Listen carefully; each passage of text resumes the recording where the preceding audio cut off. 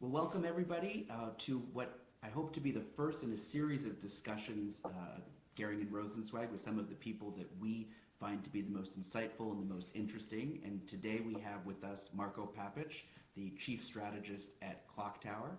Marko and I had the good fortune a few years back to meet at the Alpine Macro presentation or conference rather, here in New York. We both were speakers, and we became fast friends. And since then, you might have seen Marko at our Investor Day, and as well as at countless other conferences at which he's been a presenter. And a few months ago, Marko reached out and asked, what our views were on the geopolitics in Russia and the Ukraine and how it impacted the commodity markets. And he was getting a lot of questions on that. And obviously, we're getting a lot of questions from a commodity perspective, how Russia's influencing those. And so we figured, what better way than to all get together, I should say at Marko's suggestion, to talk about all the issues of the day as it relates to commodity markets, energy markets, and the geopolitical issue, primarily in Russia and the Ukraine today. So we're incredibly happy to have you. If you're watching this, it's Wednesday, September 20th, although we recorded it on Tuesday, September 19th. And so with that, really the table's kind of open. There's so much to get to. One of the things that I think is quite shocking is that if you go back 12 or 18 months from the beginning of this conflict, everybody sort of game theoried out the impacts on the energy markets and how this is going to lead to these huge crisis of supply and security supply issues. And now the market seems to have forgotten all of that, and albeit energy prices are ticking back up, but there's a huge complacency that's overcome the market, even though all the problems that were really brought to the fore are more important than ever. So with that, we can open up the conversation. Obviously, from Gehring and Rosenzweig, we have Lee Gehring and myself, Adam Rosenzweig, and Marko Papic from Clock Tower. So I'll open the conversation to you, Marko. Super. Well, thanks so much for being here. It's such a pleasure. Lee and I were joking. This feels very old school. The round table, the coffee. It's like a Buckley show. What's missing is the cigarettes and the smoke. So maybe next time we can do some props. I think it is very fascinating what's happened over the last 18 months, and I share a lot of the views that you do as well in terms of what kind of a world we live in. And I just want to maybe take 5 minutes to give an overview of what that world I think looks like. I think we're in a world that's really defined by a capex cycle. And so the data shows that capex spending is already much higher than it was in the last cycle, which isn't saying much because the last cycle, of course, was called the capex less cycle. What's underpinning this? I think there's three things that are underpinning it. The first is very mundane and perhaps not very geopolitical, although I certainly think it is very political. It is this realization that in order to fight COVID, we spent almost as much money as we did fighting the Nazis and the Japanese. Of course, COVID ended up not being the Spanish flu. It ended up mutating into essentially the common cold virus. And so after 18 or 12 months of some sort of a real emergency, it dissipated, unlike fighting the Nazis and the Japanese. And so that's the first issue, because there's still $3 trillion stuck on household balance sheets. And I keep seeing these academic papers about how this excess saving is going to come off, but it hasn't come off. And I think a lot of those are really just forecasts that we don't really know if they're going to be right or not. So the US household spending, leverage, consumption is much stronger than in the past. So if you're a CEO and your confidence is very low, lower than it was after 9/11, GFC, or even during the pandemic, as the surveys showed over the last 12 months, you didn't curtail your investment because you can't, because the demand from the household is much higher than you thought. And so that's kept capex much higher in the US than it probably should have. The second issue is very geopolitical. It's a multipolar world we live in. It's de-risking from China. So obviously there's a lot of, onshoring, friendshoring, enemy shoring. I love that one. That's when China takes its FDI to places like Vietnam and Mexico to undercut the tariffs. So we are rejigging the supply chains of the world. And I think most of that, the motivation is national security, it's redundancy, it's what happened during COVID. That's the second pillar of this capex cycle. And then the third pillar is the green energy transition. which we all know is going to cost a lot of money. And so basically policymakers in the West have decided to surge fiscal spending to fight what ended up being the common cold virus, I think largely for populist reasons, obviously. The second is to de-risk from China, because China's not evil. Everybody woke up on the same side of the bed and said, oh, China's evil. And the last one is, climate change is going to kill us all in the next 12 months, so we have to do something about it. On top of that, you have, of course, the policy towards Russia and Russia-Ukraine war, where Russia is now seen as an enemy, and we have to do all sorts of things to curtail their development and to ensure that political stability in that country is not in place anymore. I call this the geopolitical impossible trinity. Basically, we all think China's evil. We want to de-risk from it. We all think Russia's evil. We have to subvert its political stability. And we all think that climate change is going to kill us. I don't think we can do all three at the same time. And of course, you can explain why, because what underpins all three is a massive demand and potentially suppressed supply of commodities. And so the only way to accomplish all three of these political objectives or geopolitical objectives is through higher prices. Someone is going to have to pay. And that is the pillar of the commodity supercycle. Well, we couldn't agree more, and we'll go into some of the reasons why, but in your book, which we have a copy of here on the table, Geopolitical Alpha, which I recommend to everybody, it's an excellent and very approachable and engaging read. You talk a lot about material constraints and the idea that too much attention is paid to the cult of personality, where people really have to play the hand they're dealt, basically, I think would be a way to sum it up. And certainly we see constraints and bottlenecks throughout the system, both in terms of the material reality here of having underinvested in the traditional energy system for the last 20 years, basically, 15 years now. And secondly, the idea of transitioning towards wind and solar, which are just incredibly energy intensive and not very efficient. So I don't know, do you want to talk about how some of those constraints are going to Yeah, I think I have the perfect example that will demonstrate your three pillars at work all at the same time. And to step back for a second, to include what Adam just said, obviously a country like Germany was one of the first countries to really jump on the climate. The CO2 is going to destroy us and we have to do something about it. And of course, they were one of the first countries that undertook this massive build out of their renewable system. They subsidized it and spent to the tune of $1 billion to do that. $1 trillion to do that. Now, what's so critical about that $1 trillion of spending is that what you're doing is you're replacing a traditional energy source, in this case, natural gas, coal, and nuclear, which has very high energy efficiency. You put 1 unit of in, a good coal plant, you get 30 units of energy out the other side. A nuclear plant, you put 1 unit of energy in, you get 100 units of energy out the other side. You build a good solar voltaic farm, which, mind you, in Germany is very cloudy, so you have a big problem there. You put 1 unit of energy in, maybe you get 5 to 7 units of energy out the other side. An offshore wind farm, 1 unit in, maybe 12 units out, unbuffered. It doesn't take in account the intermittency.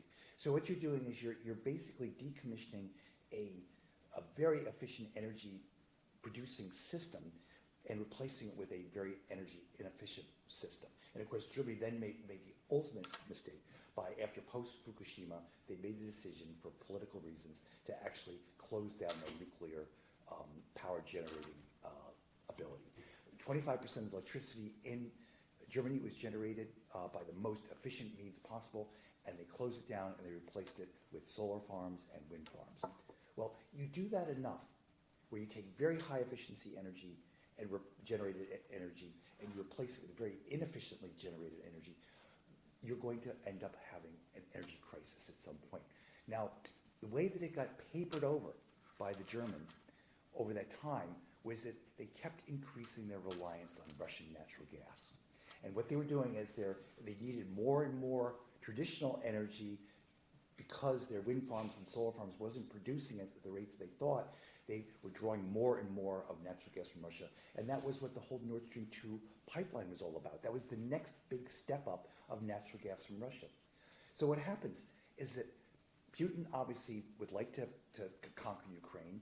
He makes the bet that Germany is now so addicted to us for natural gas that if we invade, they won't support the West. They won't support NATO. They'll throw their lots in with us.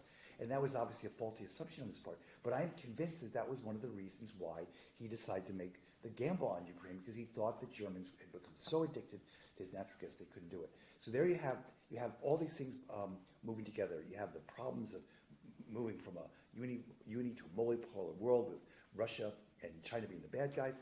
You have the climate change debate, the fear of that, forcing Germany to make a massive trillion-dollar malinvestment that it's going to take years if they can ever work out from under. And finally, you have the problem of energy itself, natural gas. And we'll talk all about what's going on in global natural gas markets, because there's a lot of things that are going on in the natural gas market, both here and globally, which people don't understand. So. No, I think, it's absolutely fascinating what's been happening now over the last 10 or 15 years as we've pushed towards moving away from some of the most efficient sources of energy generation ever to some of the least efficient forms of energy generation ever. And Marko, when we met, I gave a presentation called The History of Energy, which went back 2,000 years. And if I had more time, I'd try to go back farther. But the data gets spotty. And I should point out that we did a webcast, a podcast on that subject, and it's on YouTube. Just punch up Gehring and Rosenzweig Associates, and it will pop up. You can watch it. And one of the things that we concluded was that all of history has been basically this path towards harnessing energy in ever more efficient manners. And this would be the first time we try to move back and we try to go from something very efficient, which is hydrocarbons, and ideally nuclear, which is the most efficient of any source of energy by far, back to wind and solar, which, like we said, is really about as bad as things were in the 16th century. The biggest question we get asked all the time is, well, how have we been able to go so far down this path without anyone noticing? And I think the answer there, and you talked about a CapEx cycle, we look at our own CapEx cycles in the energy business and in the materials business, and the reason we've been able to go so far down this path of inefficient energy generation is that we had abundant, cheap energy to begin with, mostly from the shales. The U.S. from 2005 on basically brought on the equivalent of 2 Saudi Arabias if you count all of its oil and all of its natural gas. And I joke with people that if you read the textbooks in Saudi Arabia about the 1950s, I promise you that Aramco features quite heavily in those chapters, but no one realizes that the 2010s in the United States were dominated by bringing on 2 Saudi Arabias. If there's any mention, it's usually that the shale producers were destroyers of capital and that they were, inefficient and debt-fueled and things of that nature. But we brought on what was probably the most important energy development in the last, since the age of oil, I would say. And that allowed you to squander it and do silly things, invest in technologies that were not particularly energy efficient. And you could do that for the first year and you could do that for the second year. But it starts to come home to roost. And I think it's definitely come home to roost for Europe now in a very real way. And I think it's only going to get worse until we start to spend again in areas that are much, much more efficient. Yeah, and you talk about capital cycles and capital underspending. There's been no industry in extractive industry that has come more under the forces of underspending on a capital upstream basis that has been the oil and gas industry because of political reasons. Like, for example, if you look at capital spending upstream peaked out back in between 2012 to 2014 when oil was averaging $110 a barrel. Even with the big uptick in oil and gas prices in the last 2 years, capital spending has still only reached half that level. That's right. Most companies are returning capital to shareholders instead of investing in capital. Yeah. And it's interesting. And why should they? Yeah. I mean, this is the issue. Like, if you're a CEO of an energy company and you're being told that effectively in 20 years you're not going to have 30% of your demand, which is satisfied by transportation, is just going to be gone, well then you're probably not incentivized to spend on CapEx. Not to mention that your shareholders are probably pulling out because their boards in public institutions are telling them that, this is basically the worst thing you could possibly invest in. Yeah, and you have no better example of that phenomenon. It's what's happening to Shell, Shell, one of the great seven sisters, one of the greatest oil companies in the world. ever is that back, I'm going to take a guess, it was 4 or 5 years ago, they were sued in a Netherlands court by an activist environmental group saying that Shell was not abiding by the Netherlands pledge for the Paris Climate Accords.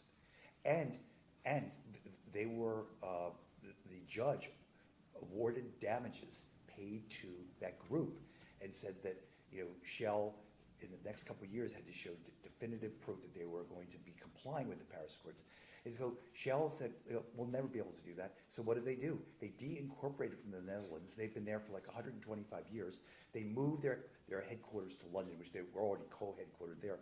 Well, they were only there 1.5 years. I believe another environmental group sued the company on the exact same issue, and I believe it's in court now. I don't know where it stands, but Shell just can't do anything right. So if you look at Shell's upstream capital spending over the last 6 years, it's fallen by 60%, and their upstream oil production has fallen by 35 to 40%. And it's interesting. I made a big presentation to the Shell's America's head of division heads at their big quarterly meeting down in Houston back in March of this year. And I looked and I tell them, look, you are going down the wrong path.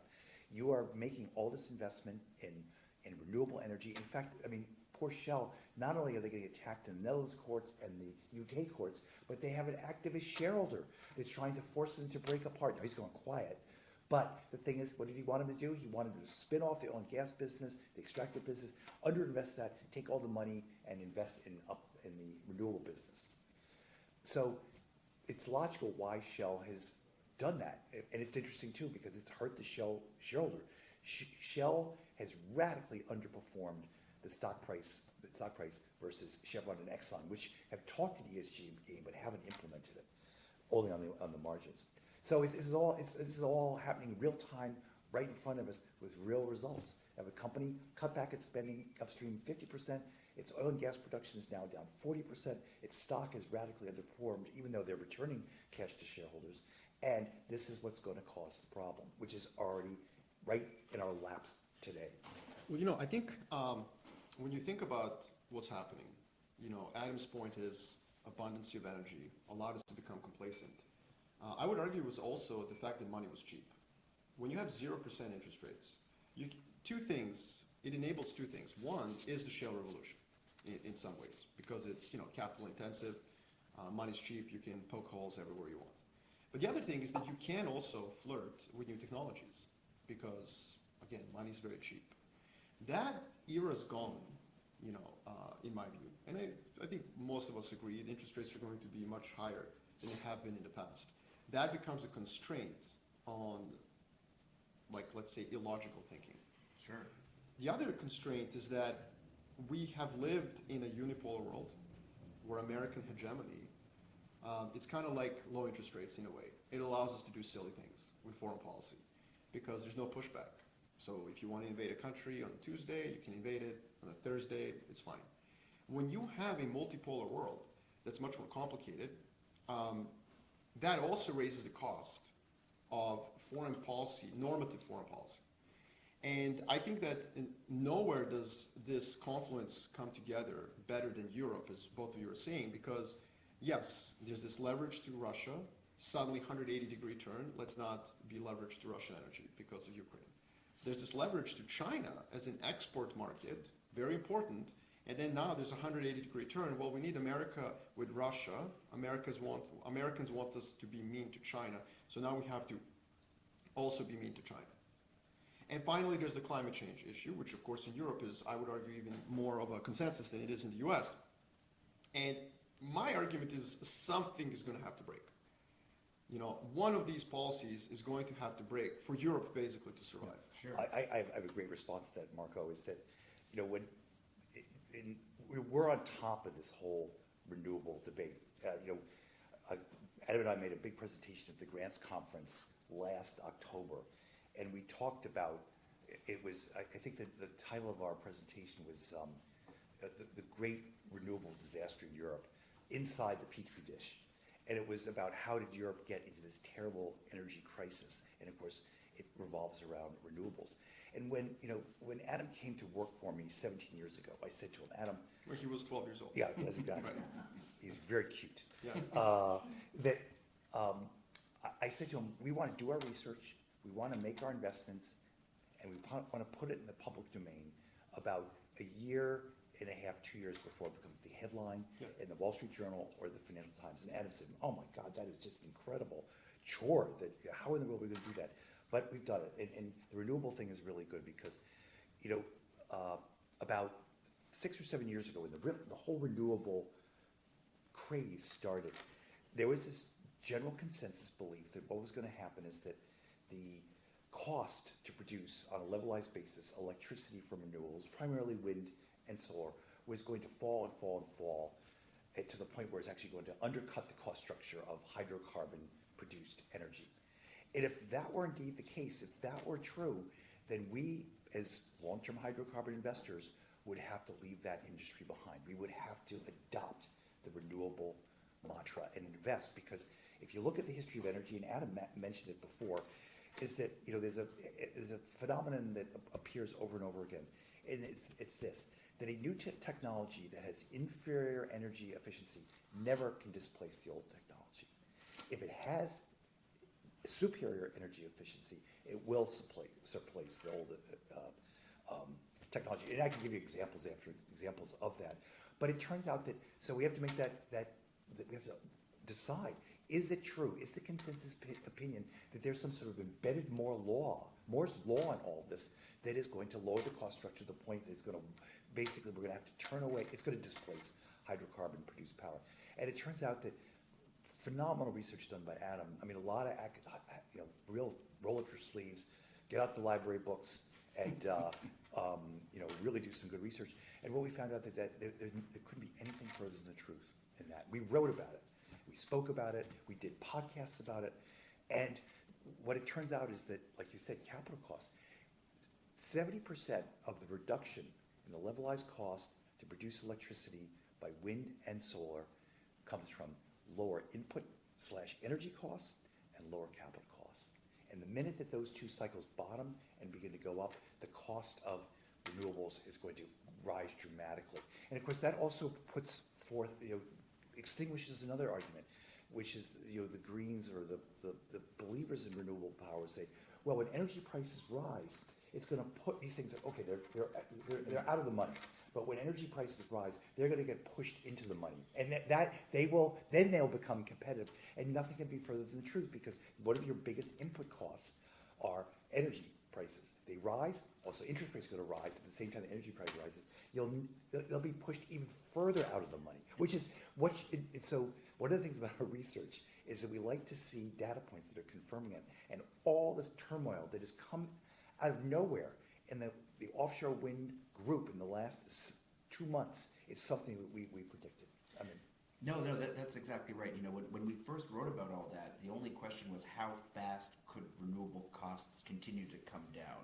And this Moore's law analogy, which everybody touted at the time, was really funny, because I said, like, Moore's law involves transistors on a semiconductor and how close together you can put them and this type of thing. I said, show me where the analogy is with a windmill, where the thing is 20 stories tall. You're talking about the smallest micro to the largest macro, and of course there wasn't any. It wasn't Moore's law at all. What it was these were very, very capital intensive assets and very material intensive assets. So if you have the price of capital fall and the price of materials fall, I mean, it's a wonder they didn't fall even faster. And so the question then became, could you actually see them hook back up? And so if we are going into a new period of time where interest rates normalize, and if you are going into a period of time where energy prices normalize, then I think it's going to be very, very difficult. And again, the speed at which these projects are now getting written off, I think tells you all you need to know. yeah, and the craze about renewables and the improper analysis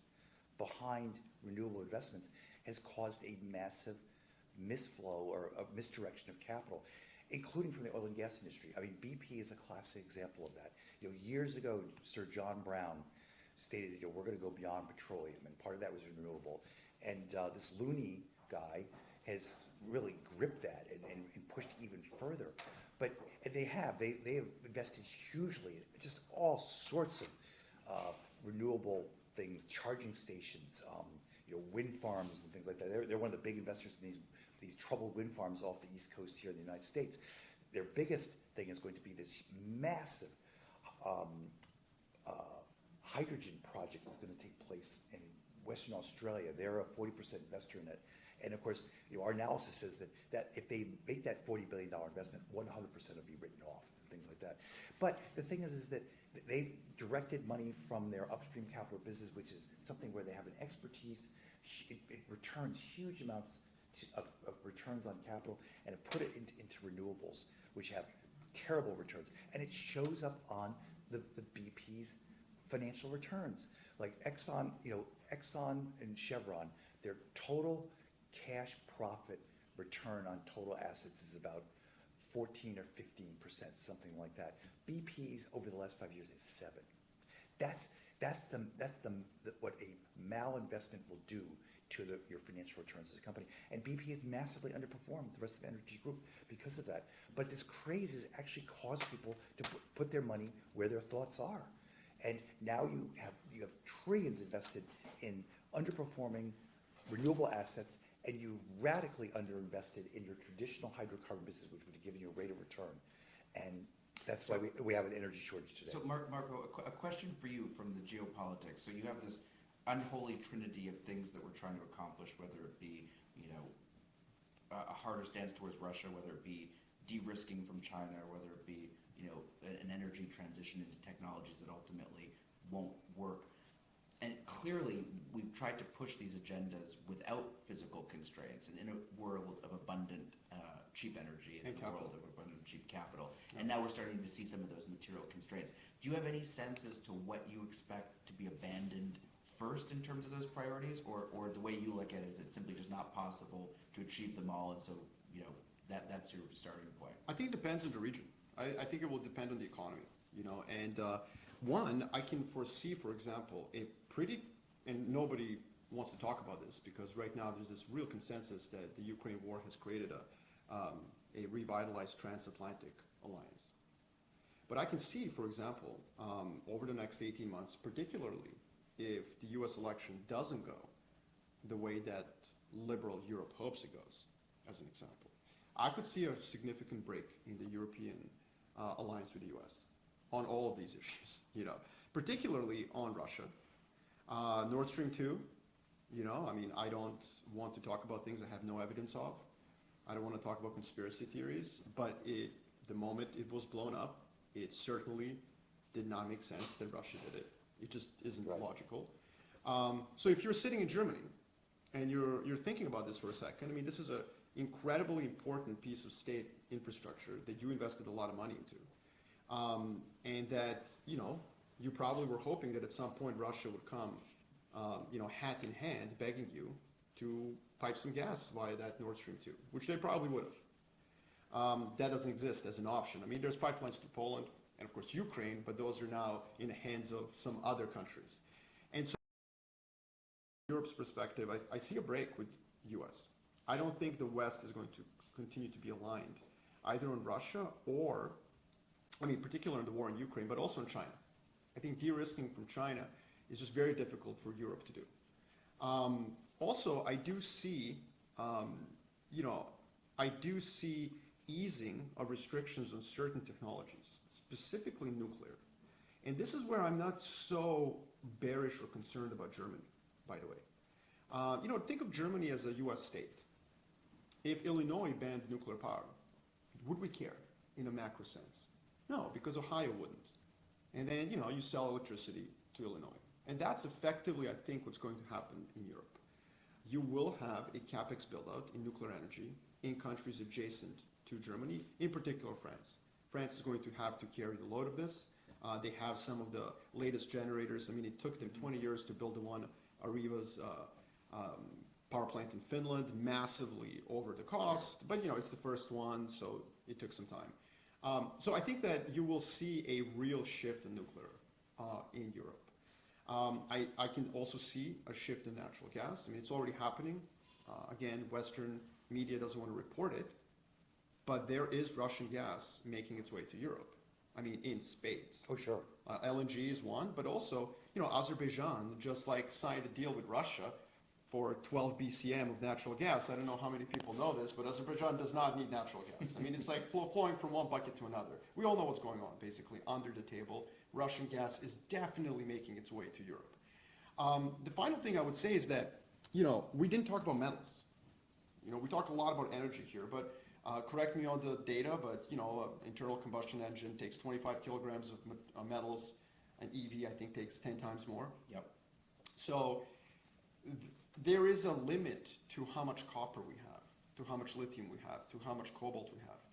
And when you speak with environmental activists in Europe about this, there's this sense like, well, let them eat cake. We want oil at 120 bucks because that will then incentivize the consumer to go and buy an EV. Mm-hmm. Okay.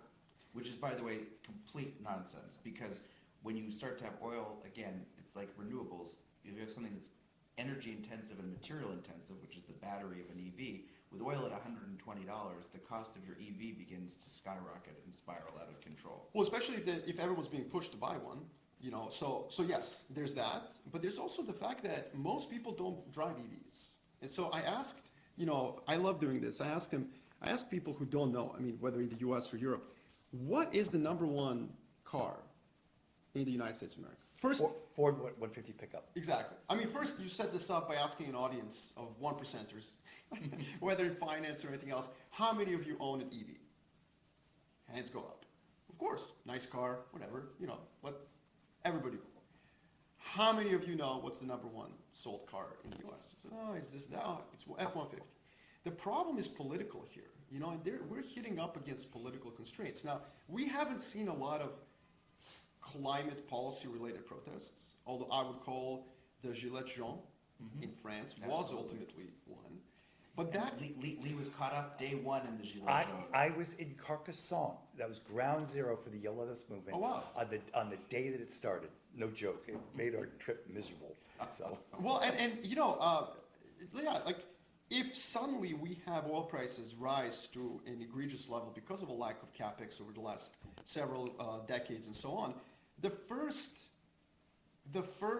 move by the median voter will not be to say, oh gosh, I should really buy some EVs. It'll be like, lower the oil price, oh yeah, Mr. President, Mr. Prime Minister. One of the problems with the EV, Marco, is going back to what I was saying before. It's impossible for a new technology to displace an old technology if it has inferior energy efficiency.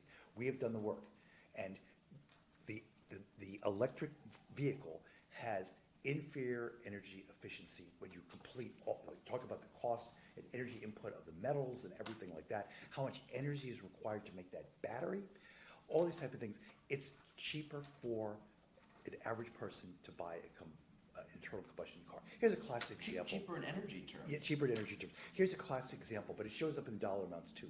Obviously, Nissan, their first big push into the mass EV market was the Nissan Leaf. The stripped down Nissan Leaf with its smallest range, which supposedly was like, I think 220 miles to the charge, which everyone knows that it would never get that. It's probably closer to 150. That EV cost you 40 grand, the base model. Now, Nissan also produces the Nissan Sentra, which is almost the same size. It's an internal combustion engine. You fill it up, you get close to 35, 40 miles per gallon.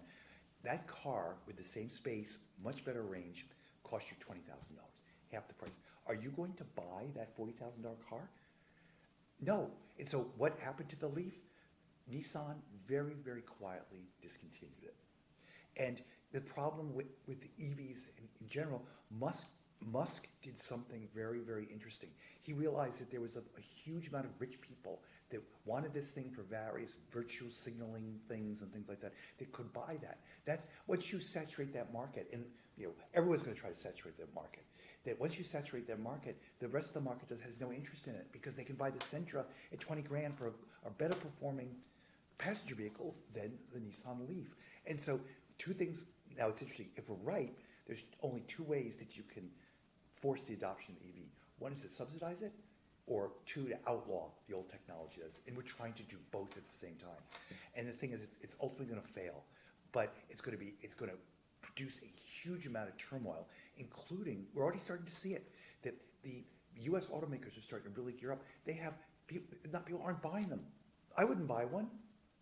And the thing is that the average person, does he want to buy a Ford 150 pickup truck, internal combustion engine, or the new one that has all sorts of range problems, things like that? You're going to buy the old one. It's cheaper also. Well, I think there's probably some, bells and whistles that an EV car provides. I mean, the acceleration is fun. There's those kind of like, non-efficiency related reasons that somebody might want to purchase one. For a rich person, they can afford it. Exactly, and that's what I'm getting at. It's like buying a car with a really good sound system. There are reasons that you might want to do that, but I think that the big issue for me is that if we had the supply of copper and the supply of lithium and the supply of cobalt, and if the supply was geopolitically safe in a way. So if we're de-risking from China, let me remind the listeners, I mean, you guys obviously know, most of these materials are not mined in China, but they are processed in China. And not for some nefarious reason. Beijing policymakers, the Communist Party of China, did not sit in some dark, smoke-filled room and say, ooh, let's capture all the processing of materials. No, we abandoned it. The West abandoned most of it. It's very dirty. And so what happened was, today, a lot of these things are mined all over the world, but they end up in China for processing. The only move away from China has been nickel, and that's because Indonesia has imposed a raw nickel export ban. The Chinese said, okay, that's fine, we'll invest in your nickel processing capability. So China's actually participated in lowering its own processing share of nickel. They've basically bent to Joko Widodo's demands in Indonesia, but this is happening very incrementally. And so when you think about something like cobalt, most of it is mined in the Congo. Most of those mines are controlled by China. And I've been, both Adam and I have been to most of those mines. Yeah, and then, I've it been all down- ends up I've in been- China. And they used to be controlled by American and Canadian companies. Yeah. Before they were basically, had severe pressures put on them to sell to the Chinese. But see, here's the thing. That's fine. And we can work on the next 10 years to basically introduce yet another source of inefficiency, which will be moving processing out of China to other parts of the world. And that's really what I think the listeners of this, if there's a takeaway from here, it's that we are in a world, I call it a Capic cycle. But really, it's an inefficiency cycle. It's an ideology, political, geopolitical cycle. And it's introducing inefficiency at every level. Sure. You guys have focused your research on this slice of that world, which is energy, and commodities. There's an inefficiency that's driven by ideology, by climate change views, and so on.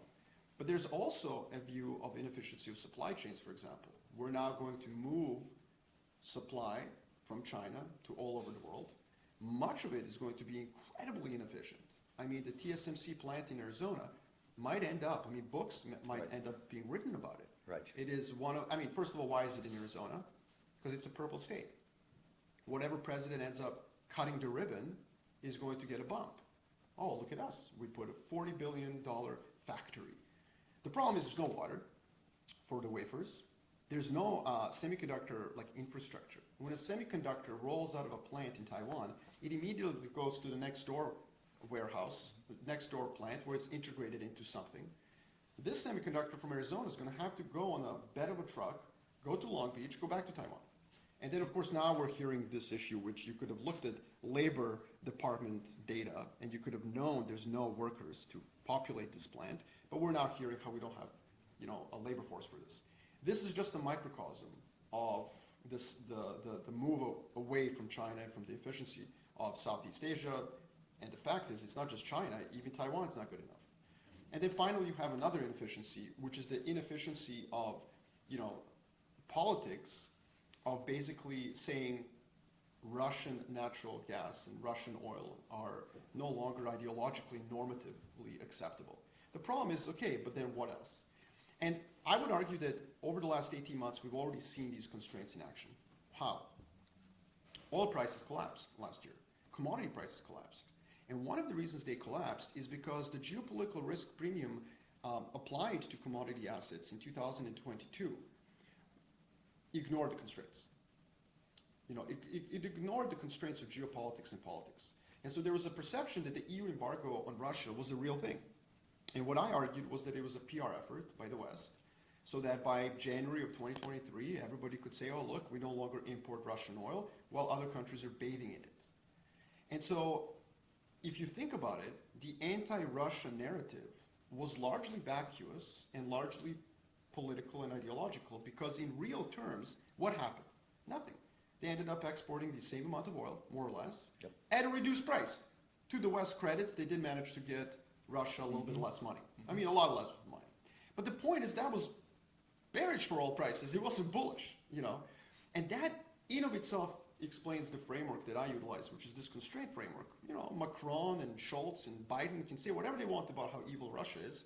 We ended up allowing Russia to supply the rest of the world with oil because our number one constraint in 2022, and it remains probably today, is that CPI was at 9% last year, and nobody wanted, obviously, to actually lose production out of Russia.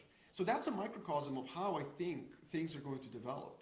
We talk a lot of game about reducing the amount of fossil fuels that are going to be dug out of the ground. I think what you gentlemen are presenting is the reality that that's not going to be the case. Yeah. And we're slowly going to have to modify our ideological or normative views. Especially, same with defense spending, for example. If you're going to increase defense spending because you need an arsenal of democracy to defend free-loving people around the world, including Ukrainians, if you're going to argue that, well then you're going to have to modify some of those ESG priorities that make it difficult for you as a public pension fund to invest in this arsenal of democracy.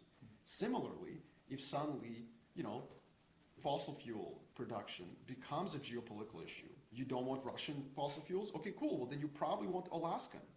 You're going to have to modify your ESG priorities on how public pension funds institutions invest in not arsenal of democracy, but fuel of democracy. Well, one of the things that we talk about here in this decade coming is we call it the decade of shortages. And I think what you're really focusing on is the transition away from the decade of abundance that just passed into this decade of shortages. Constraints didn't matter because we had in a whole bunch of different industries and in a whole bunch of different subjects, whether you had peace dividends, whether you had zero cost of capital, whether you had abundant cheap energy because of the shale revolution, whether you had abundant cheap iron ore and steel because of the capex boom from the China super cycle in the early 2000s, whatever the case may be, you were able to put a lot of these real hard constraints and limits in the drawer and forget about them. We have a drawer here where we put things to forget about it, and they usually come back to roost. And I think that's what we're seeing now. And as we shift from that period of relative abundance, where constraints, they still exist, but they're theoretical. When we calculated the energy return on efficiency of renewables 5 years ago, it was a true calculation, but it was theoretical. Now it's very, very, very real, and it's starting to drive decision-making across the board. Now, I thought, in the spirit of Gehring and Rosenzweig and Clock Tower, we like to try to look into the future at things. We don't just try to tell you what happened yesterday, and sometimes we get it wrong. And so with the caveat of, never asking someone to peer into the future, I want to ask both Lee and I guess Lee and myself, a question looking into the future, which is how do you see the pinch points and the constraints in energy, particularly in the next 18 to 24 months, and how things are going? Because to your point, everyone expected a big shortage. We expected shortages last year. Certain events happened that I think pushed that out a little bit, but how bad do you see things getting here? And then Marko, after the question to you would be, the last time we spoke, and I know you probably get asked this all the time, but the last time we spoke, which I think was at the Alpine Macro Conference last year, I think that was after hours, I think you said the most likely outcome in Russia and the Ukraine was likely to play to a stalemate, and that historically that tended to be. So I don't know whether your views have changed or not. But Lee, I guess, where do you see the pinch points coming in the next 18 to 24 months? Okay, one of the interesting things is that, if you look back, it was only 4 or 5 years ago that if you picked up you read the editorial pages of the Financial Times or the New York Times, or there was a very prominent newsletter writer here in the United States that's retired but used to talk about this all this time, that oil had become an uninvestable commodity, and to the point where people had actually talked about the huge investments that were being made in these long-lived assets, like the oil sands, were all going to have to be written off because the price would go so low because the demand was so low that the industry just couldn't recoup any of that amount of money that was vested. I think that we've written about this, in fact, we've written a couple really neat essays that oil is going to go from the uninvestable asset class to the must-own asset class. And I can give you a couple really good examples that this psychology is already beginning to creep in on the edges. But if that's the case, that oil will become a must-own asset class, and I think Adam, we should talk about demand, because this is where we have differed strongly about consensus opinion, that we have banged the table on this, is that the demand for energy, just not oil, but natural gas, has been rising relentlessly over the previous decade, and the forces that have made that rise relentless are going to continue between now and 2030. They're not going to lessen. So you've got very, very strong demand. Now you have a supply side constraint with the fact that the shales, which have been responsible for 80% of the non-OPEC oil supply growth over the last 12 years, are now topping out. And we can talk all about that's something fascinating to talk about as well. That all of a sudden oil is now swinging to become the asset class. Now, if that's the truth, think back to the 1970s. The entire world realigned over oil. Yep. And it caused OPEC to rise in prominence. It caused the Middle East to become primarily of importance, which still has much of it today, reinventing itself in things like Dubai and things like that. But I suspect that we're going to see a battle over oil assets, and it might include, actually countries actually fighting over it and things like that. I mean, so we could swing from uninvestable to actually a realignment of the geopolitical world just based upon oil. And the other, the other big commodity is just natural gas. Mm-hmm.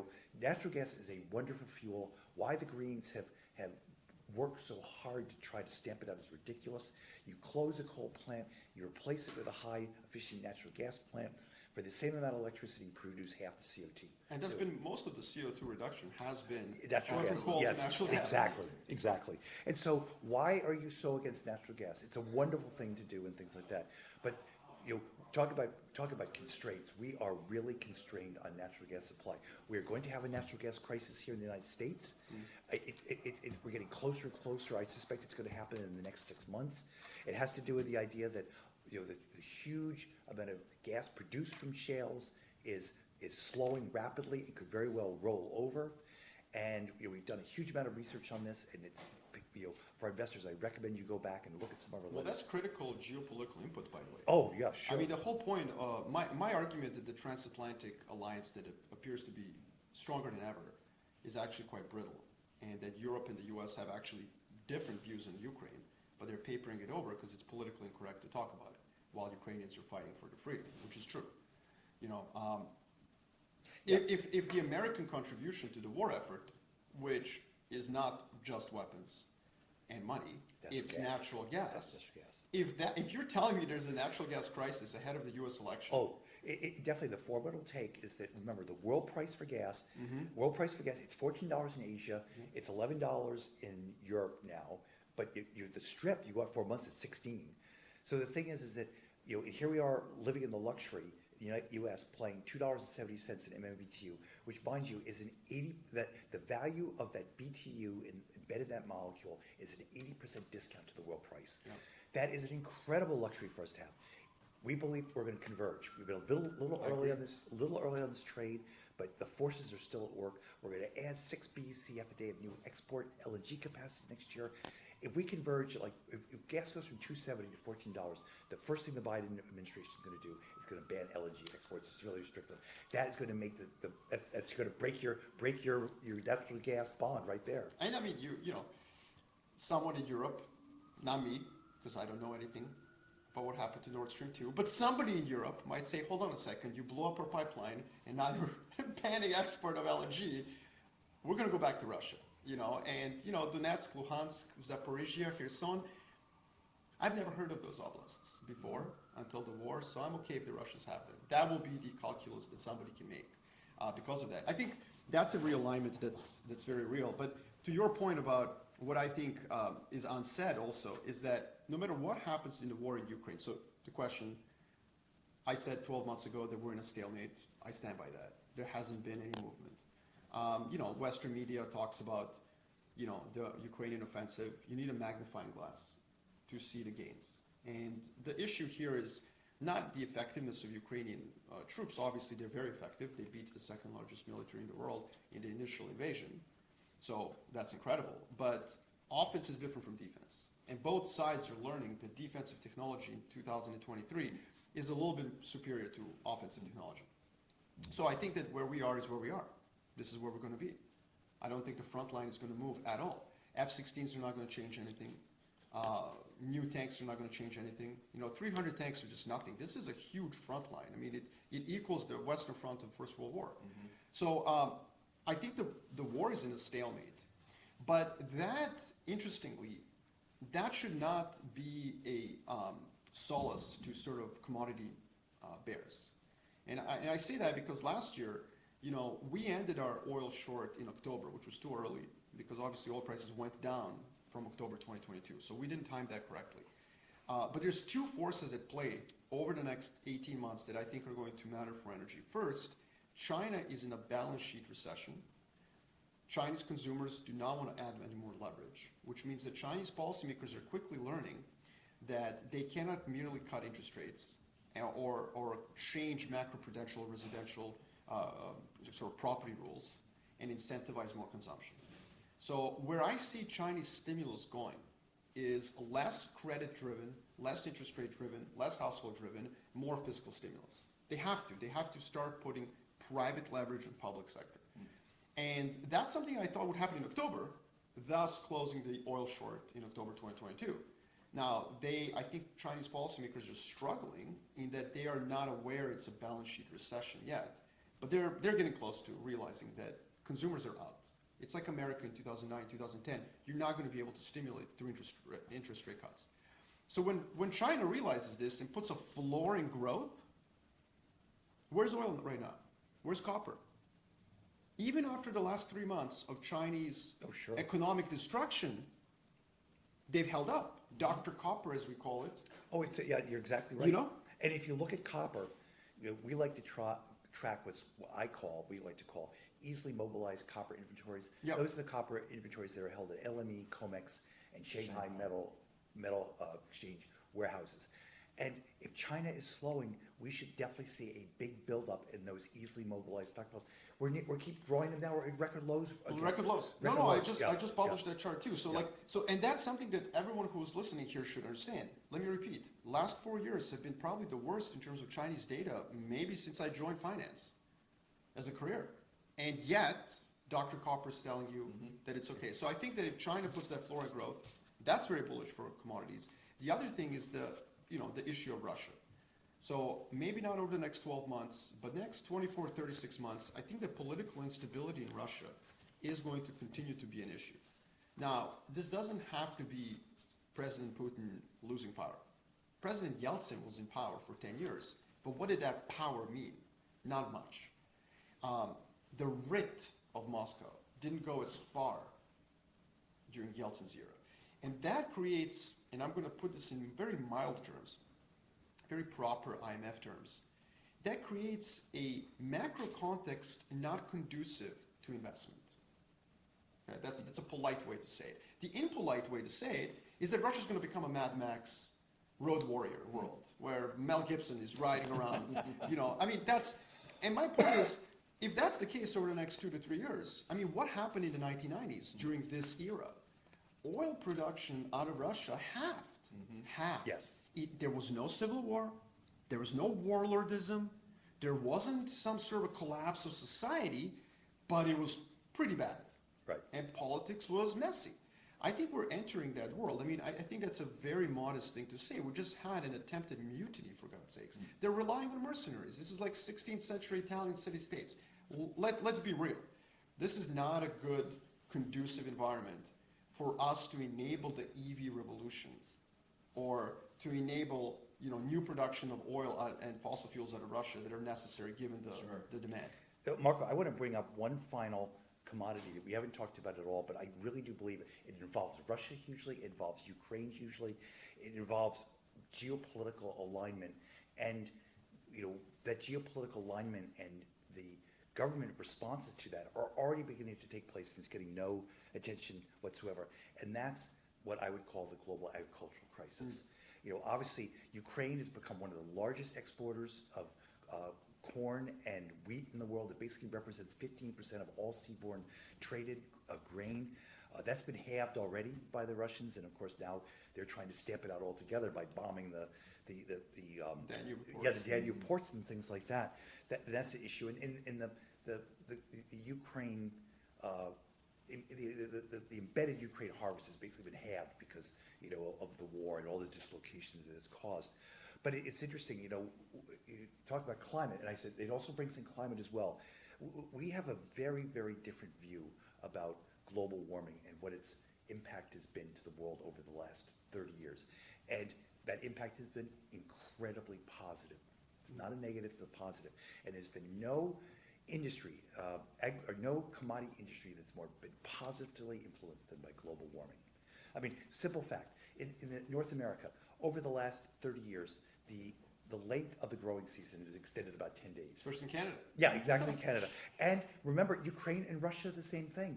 And what's interesting, coincides, but we don't know why, that all those areas have actually, their moisture, their rainfall has actually increased as the growing season has lengthened, things like that.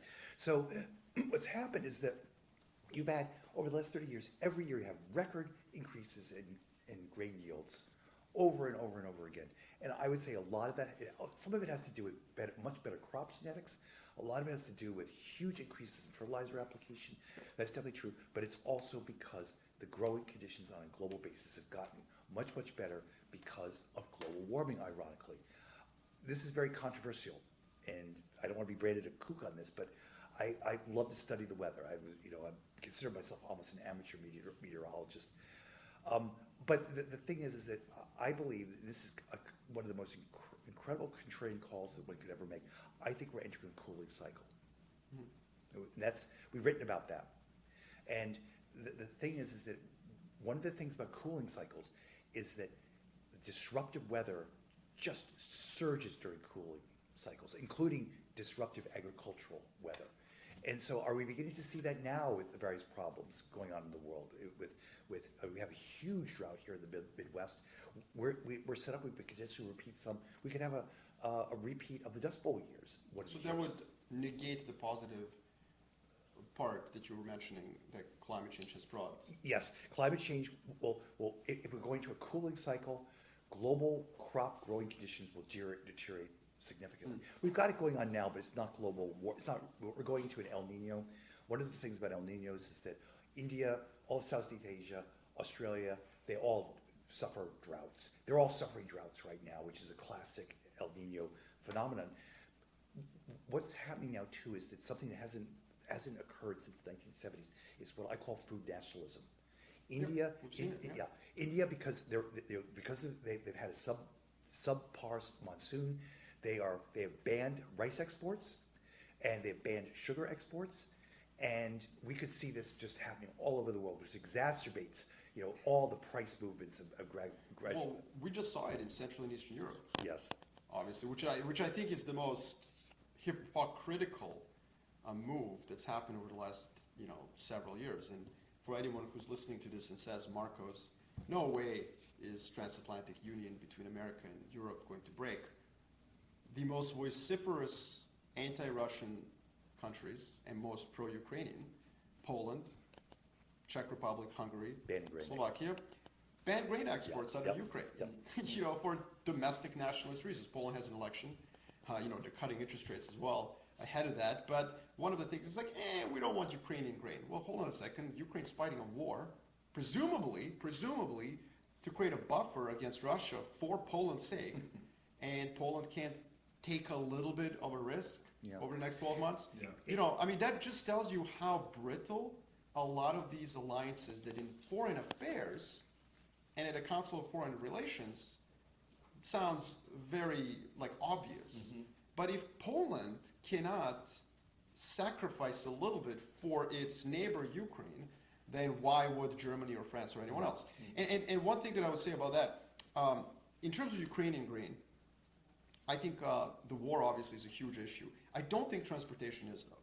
You know, Baltic Sea is not that far from the Black Sea. Right. You know, and so like through some effort and some investment, Ukrainian grain can find its way to Baltic Sea ports where Russia has no writ. They're not going to bomb Polish ports. It's a NATO country.